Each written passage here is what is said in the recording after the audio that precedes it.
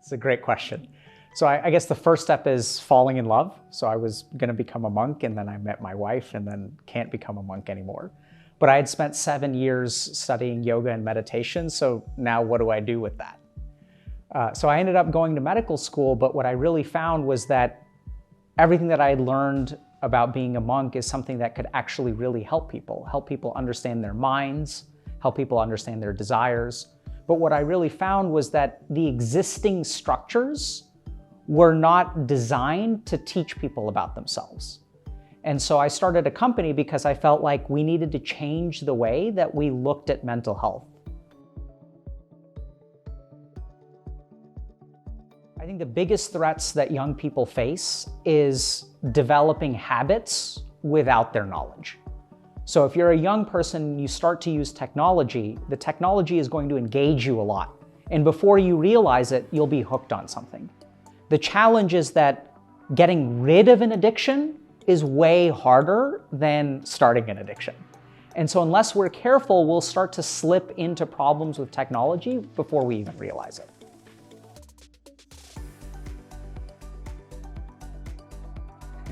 So this is really interesting. So if you actually look at research, people who are addicted to video games are smarter than average. They have above average IQs. They're better at solving problems, and they tend to really want intellectual engagement. So what we tend to see is that the people that are most likely to get addicted to video games are kids with a lot of potential, that are really, really smart, but aren't challenged enough in school. So they look to the video game to create a greater challenge for ways to grow.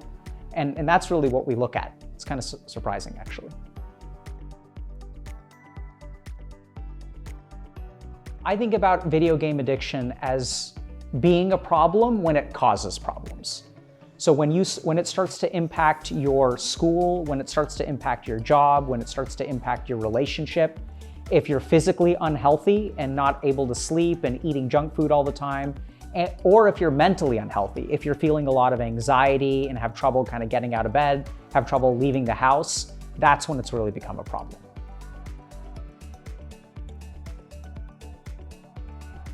I think the most important thing to remember is that you have to set limits with your child. So a lot of times what parents will do is they'll set limits for their child, and then the child will rebel. So instead, I think the right place to start is by getting parent and child on the same team. So as you talk to your kid knows that they should be using a little bit less. And so you've got to talk to them a little bit about, okay, what about your life are you unhappy with? Let's think a little bit about how the game is interfering with your goals. And once you start working with the child, that's when we see a lot more success.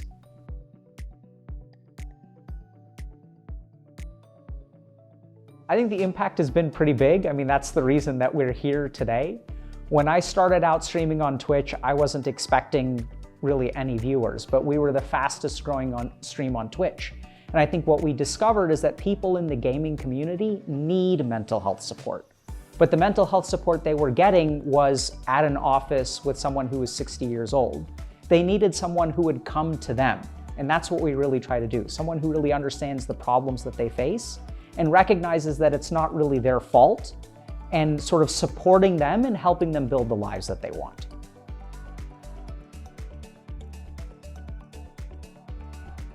It's surprising, but there actually are a lot of positives from video games. So a study done by the US military found that gamers are actually 20% better at solving problems than the average population. And if you think about gaming requires you to learn a lot of new things very quickly. And so what we actually find is that gamers are better at picking up new skills and even optimizing particular things.